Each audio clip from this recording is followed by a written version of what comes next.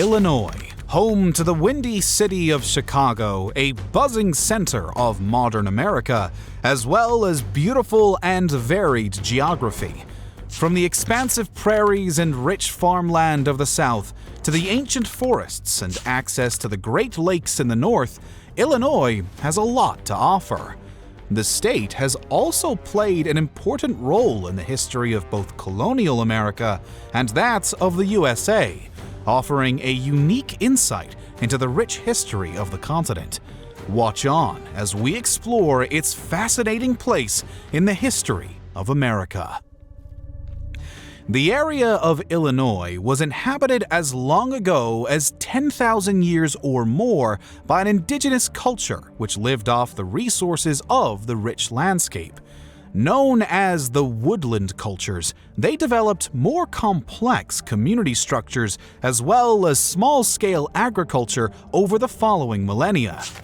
They would eventually give way to the great Mississippian culture, which dominated the region from around 900 to 1500 AD.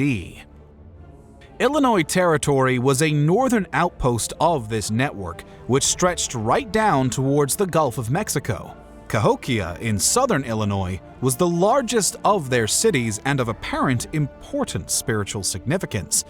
The Mississippian culture was part of a flourishing of native society at this time and involved the largest settlements outside the great Mesoamerican civilizations. Urban populations were supported by large-scale maize and squash production in the surrounding areas, with further refinement in tool production also increasing output. The Mississippians left some of the largest monumental architecture of pre-Columbian America. This includes Monk's Mound, which stands around the same height as the Great Pyramid of Giza and would have involved a huge output of labor. Dramatically though, and for reasons unknown, the Mississippian culture suffered a severe drop-off around 1500 AD. Their large organized societies were replaced by smaller groups of the Illinois, or Illinois Confederation, and the group from which the state got its name. This is the tribal format that the first Europeans would encounter in the form of two Frenchmen, Jacques Marquette and Louis Joliet. An unlikely pair, Marquette was a Jesuit missionary, with Joliet being a philosophy student turned trapper.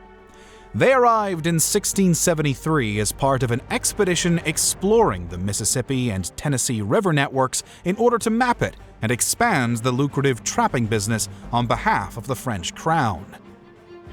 This video is sponsored by Forge of Empires. Step into a world of strategy and innovation where your journey begins in the Stone Age and carries you through the most iconic eras of history, from the Middle Ages and Industrial Revolution to the Space Age. Your mission is to grow, develop your city, and forge a long-lasting empire. Forge of Empires is more than just that. You'll engage in turn-based tactical battles where unit types work in a rock-paper-scissors style for maximum strategy, conquer other territories on the world map, participate in PvP tournaments, and join guilds to trade resources and plan the next moves. In Forge of Empires, you can build iconic historical structures like the Colosseum or Notre Dame using blueprints and forge points to unlock powerful bonuses for your growing city. With over 130 million downloads worldwide, Forge of Empires offers endless excitement for strategists. Regularly updated events and quests bring unique themed buildings and new challenges. Whether you are competing in battles or collaborating with your guild, there's always a new way to grow, thrive, and dominate. Play anytime, anywhere on iOS, Android, on your PC, or directly in your browser with no downloads required. Click the link in the description or pinned comment or scan our QR code to download Forge of Empires and get access to additional rewards such as 25 Forge points, 1,000 coins, and 1,000 supplies. For completing the tutorial and by reaching the Bronze Age with the Welcome event, you'll also receive 150 raffle tickets and 2 golden dice throws. The Welcome event offers new players a fantastic opportunity to gain an early advantage, propelling you forward in Forge of Empires. Fur in the form of animal pelts was a gold rush industry in this period, and for more than a century following. They were used in the production of various clothing items, but beaver wool felt hats were the key item. Whilst beaver pelts were the most valuable, other animals targeted include mink, otter, lynx, and raccoon. The European market demanded fur in volume, which supported high prices and made it an attractive industry to operate in. The French, with their early dominance in the Hudson Bay area and northern regions, placed great importance on the trade. The pursuit of beaver and other animal pelts would drive much of their early exploration and contact with Native American groups in the area, also leading to the establishment of key fort networks along the Mississippi and Tennessee rivers, expanding south from the base of French operations around the Great Lakes. They would rely on local tribes initially to do the trapping, making payment in the form of provisions and weaponry, which set up a robust trade network, and one many tribes would end up competing over. The effects of this bonanza and competition it created can be seen in the Beaver Wars of 1609 to 1701. They were a series of conflicts between the powerful Iroquois Confederacy with their British and Dutch allies against the French crown and their own allied native forces. The Iroquois looked to monopolize the trade and were expanding into neighboring regions from their original home territory in New York State and attacking local tribes to achieve this. It would upend the native power balance in the region, including in Illinois, where the Illinois numbers declined to be replaced by members of the Potawatomi, Sauk, Miami, Fox, and Iowa tribes arriving from the east and north. The turbulence of the period also resulted in the migration of some groups out of the area completely. This would include the Lakota people, who would later gain great notoriety as a horse culture of the Great Plains further west, where they eventually settled. Illinois would remain part of the French Empire for the next 90 years until passing over to the British with France's disastrous loss of colonial holdings at the end of the French and Indian War in 1763. It was temporarily then annexed to Canada by the British, but with its early capture by revolutionary forces in the War of Independence, it was brought into the new U.S. fold as a county of Virginia in 1778. Following this passing around between other states, Illinois Territory was formed in 1809 and it gained statehood in 1818, making it the 21st state of the nation. These were also years of rapid demographic change in Illinois, with the population increasing from around 2,400 to 12,200 between 1800 and 1810 alone. This would create more settlements and infrastructure, changing the face of the ancient landscape as well as the relationship with the remaining native population. At this point, most of the state's European population still resided on the edges of the southern part of the territory engaged in the fur trade, with the native population inhabiting the center and north. However, this was about to change with the increasing militarization of the state and push for more government control. Fort Dearborn was established in 1803 as part of this drive on the site of present-day Chicago. A relatively simple palisade fort, which would nevertheless become important in the projection of U.S. government power in the region. This was part of a broader government push to force all remaining native groups east of the Mississippi River into Indian territory and towards the westerly plains. In doing so, freeing up states like Illinois for full Euro-American settlement, a process which would culminate with Andrew Jackson's Indian Removal Act of 1830. These tensions over land and the U.S. government's attempts to force the remaining native inhabitants out ultimately produced the last native European conflict in the state of Illinois' history. Known as Black Hawk War, after the Sauk tribal chief of the same name, it involved a migration party of around 1,000 combined Sauk, Fox, and Kickapoo tribal men, women, and children, with possibly around 500 of these fighters.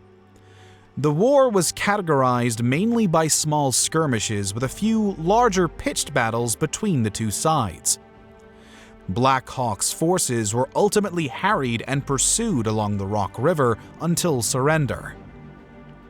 The conflict culminated with a massacre at the Battle of Bad Axe on August 2, 1832. Here, the native group was surrounded by U.S. ground forces and the arrival of a U.S. Navy gunboat which helped fire on the group crossing the river. An hours-long duck shoot of the men, women, and children ensued, with them targeted on the riverbank and as they attempted to cross. This was followed by the scalping of many of the native dead. Around 70 U.S. fatalities were experienced during the conflict, with Black Hawk's group suffering around 500. At its height, it nevertheless tied up a significant number of U.S. armed forces, demonstrating the significance of the state of Illinois to the government. With the last native resistance snuffed out, remaining land could now be parceled out and sold to Europeans. This expanded the state's population and economic base, as well as opening up a new chapter in its history. The campaigns against the tribes of Illinois would foreshadow much of the later U.S. government policy towards native peoples. This would include the use of treaties, forced relocation, and a style of cavalry warfare designed to wear down and contain. Not only would it be strategically influential, but Black Hawk's War would also involve a number of men who would go on to play key roles in U.S. history, including 3 presidents: Abraham Lincoln, Zachary Taylor, and Jefferson Davis. Development of the state would continue apace over the following decades, with the future key city of Chicago officially incorporating as a town in 1833 and a city in 1837. It had convenient access to Lake Michigan for transport, and it rapidly became an important freight hub as the railways rolled out. Mining and industrial population within the state would also grow significantly, leading to the formation of the country's earliest labor movement, which would stay rooted in Chicago. The American Civil War, which would envelop the nation from 1861, saw the state of Illinois play an important role. Firmly aligned with the Union cause, its strategic position with good railway and river access saw it function as a key hub throughout the war. The rich farmland helped provide food to support the war effort, primarily corn, wheat, and meat products. Ulysses Grant would also use it as a launching point for his attempts to seize the Mississippi and Tennessee rivers, just like the French trappers nearly 200 years before him. The state made a contribution of more than 250,000 men to the Union Army, with its troops mainly fighting in the Western Theater. Not suffering any battles on its territory, Illinois was able to resume its growth fairly soon after the end of the war. Industrial expansion continued rapidly, with Chicago becoming a hub for steel production, the railways industry, and meatpacking, all of which contributed to the state's economy and a population boom. The period also saw a large influx of new migrants from Europe. Many Irish, Italian, and others made their ways to the Windy City to begin laying out the foundations of a new life, bringing their cultures and customs with them. The World Columbian Exposition, held in Chicago in 1893, which celebrated 400 years of American advances since Columbus, would demonstrate the city's ascendancy, firmly putting it on the global map as a progressive and dynamic hub. As with the Civil War, World War I would see Illinois make a significant contribution.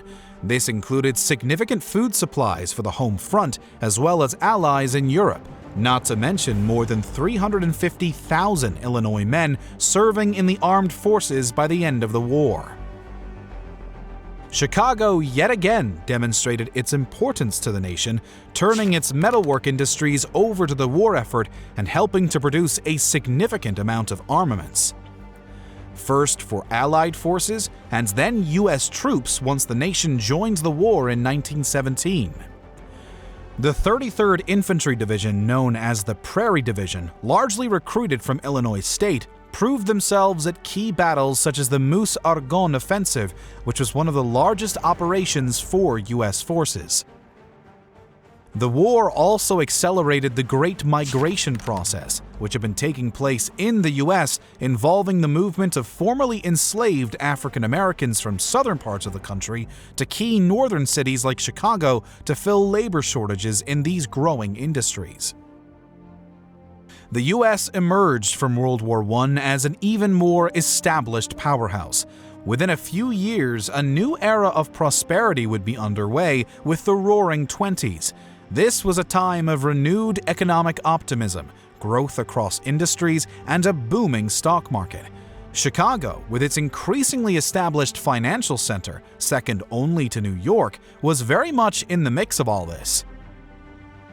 New buildings sprang up alongside this wealth, as well as new styles of architecture. Alongside these heady economic times, this was also an age of prohibition. Alcohol had been outlawed with the Volstead Act in 1919, and Illinois would again find itself at the center of this new historical episode, not least because of the prominence gained by the Chicago outfit involving Al Capone and his gang, which would play a preeminent role alongside New York in the bootlegging industry. But also due to its geographical position, just as centuries before, its access to the Great Lakes of Canada made it a hub.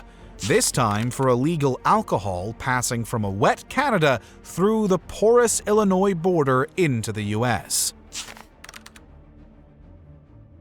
The economic boom years weren't to last, though. A speculative stock bubble crash brought in the Great Depression, and Illinois, like much of America, was hit hard. This included the state's many farmers who suffered from a decline in agricultural prices. The New Deal would provide some relief, kickstarting parts of the state's economy with large infrastructure projects and public building works. Soon, however, Chicago's factories would be needed again for an approaching war. World War II would explode across Europe in 1939. The USA, as with World War I, was reluctant to become a direct party in the conflict. This didn't stop them from providing huge amounts of material support to their allies, though, in the form of programs like Lend-Lease.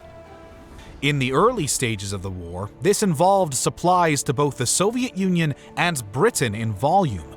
Chicago's strong pre-existing industrial infrastructure meant it was well suited to start producing armaments and other war material, which proved crucial to the war effort. Illinois would continue as an economic powerhouse following World War II, particularly as a result of Chicago's industry, which had played such a key role. This economic boom continued to draw workers from across the country, including many African Americans from the South, as a continuation of the Great Migration. Yet, this influx also highlighted the racial divides and simmering tensions in this seemingly progressive city. Behind the facade, housing remained firmly segregated, which created neighborhoods rigidly divided along racial lines and generally the lowest quality housing stock reserved for African Americans. This is where Martin Luther King began his new wave of civil rights action in 1966, focused on economic issues which made the city a key part of the civil rights movement.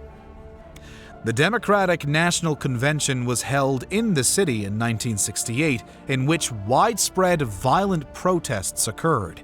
This was at the height of U.S. involvement in the Vietnam War, and these scenes of violent confrontation between anti-war demonstrators and the police broadcast around the world helped ferment a sense of national drama and civil unrest at the time.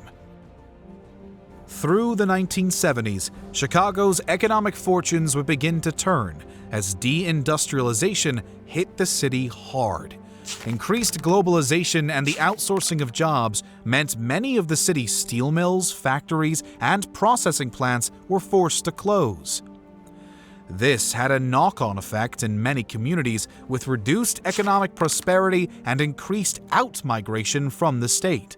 This led to a general period of urban decline, which persists in some areas to this day.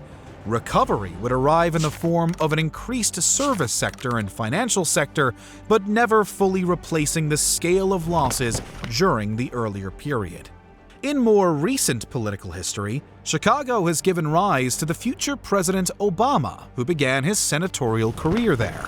It would also be enveloped in a scandal the year following Obama's election as president, when Governor Rod Blagojevich would be impeached in a high-profile scandal. From the days of French trafficking and the beaver pelt gold rush, through to Chicago as the beating heart of American industry during 2 world wars, we can see the important place of Illinois in the history of the USA. A beautiful and geographically diverse state which has helped keep the nation fed, as well as made its contribution of significant political figures through the centuries. While some economic questions still remain for the state, there is little doubt over its continued important role in the future of the nation. A big thank you to Forge of Empires for sponsoring this video. Click the link in the description or pinned comment or scan our QR code to download Forge of Empires and get access to amazing rewards.